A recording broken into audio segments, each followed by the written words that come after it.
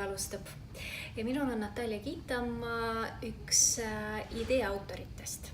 Me loome ühte keelepraktika võrgustikku, mis tulevad äppi nii iOS kui Android, aga käime ka väga huvitavatel kohtadel, räägime inimestega, vaatame, kuidas nemad on seda eesti keele ära õppinud ja millist vaeva on näinud. Oleme Tallinnas Keskraamatukogus Liivalaia 40 ja siin on selle vahva koha perenaine Nadja. Tervist. Tervist. Nadja, sa räägid eesti keelt? Räägid. Ja kuidas sa oled seda ära õppinud? Väga lihtne. Ma tulin Eesti kollektiivi ja siis ütlesin oma kolleegidele, et kui nad hakkasid rääkima nagu vene keels, siis ma ütlesin, mina vene keelt ei oska. Ja siis ei vastanudki nendele ja kogu moos. Kuule, aga siis sulle väga hästi, see räägib suurepäraselt, sulle väga sobib siis selline märk. See tähendab, et räägi minuga. Ma näen, et sul on siin mitu sinu rinnasildil mitu lippu. Siin on Eesti, eks ju? Vene. Saksa. Prantsuse. Kas kõike neid keeli valdad räägid? Jah, siis hariduselt ma ei ole raamatukogu hoidja, aga sattusin raamatukokku ja siis jäingi. Kes sa oled siis hariduses? Haridus ma olen prantsuse ja saksa keele filoloog. See omal küll, kuule, aga ma arvan, et siis, kui ma nägin seda raamatukogu, ma aimasin, et sul on midagi enamat või sellist erilist just nende keeltega. Sest raamatukogus ei ole ainult raamatud, seal on palju vahvaid asju. Just. Mida sa oled siia teinud ja korda saanud? Nii palju, et ma ei tea, milles alustada. Kuule, räägime nendest keeltest. No keeltest, kui me räägime, siis esiteks meil käivad lugejad, kes tulevad välismaalt ja siis ei oska eesti või vene keelt ja siis me peame nendega suhtlema nende emakeeles. Ja siis, kui keeltes rääkida, siis meil on juba mitu aastat igasugused keeleringid, mis viivad läbi meie vabatahtlikud ja mina ise ka viin läbi näiteks keelekohviku. Kuule, kas sa oled nende hulgas, kellele kõige rohkem on vaja, kes kogu aeg midagi algatab? Ei ole, aga ma tean, mis tunnevad inimesed, kes tulevad teise riiki, siis mina ei ole sündinud Eestis. Ja siis kus sa oled sündinud? Ma olen Venemaal sündinud väga kaugel Eestist, 2500 kilomeetrit. Kus? See on Komi vabariik. Komi vabariik? Ja see on väga kaugel. Väga kaugel. Ja siis ma tean, et siis isegi kui sa õpid, saad A-B kategooriad, siis tahaks nagu oma keel praktiseerida kodus, juhul kui kodus ei ole kellega rääkida eesti keeles ja siis mujal on sinu tuttavad on muukeelsed inimesed, siis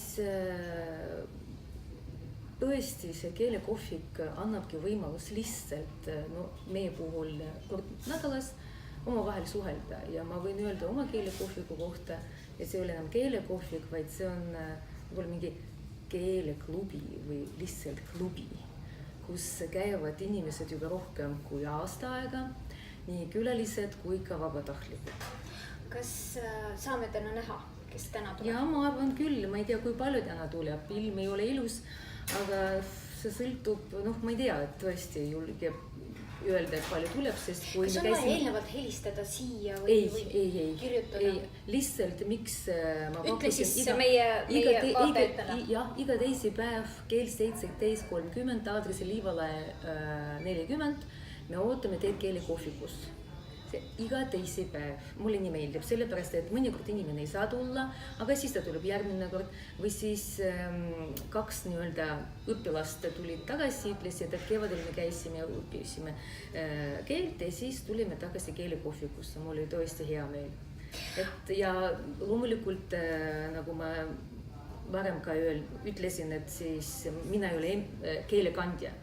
Siis mul on hea meel, et meie keelekohvikus käivad vabatahtlikud, kes aitavad, kes keelekandjad. Ja.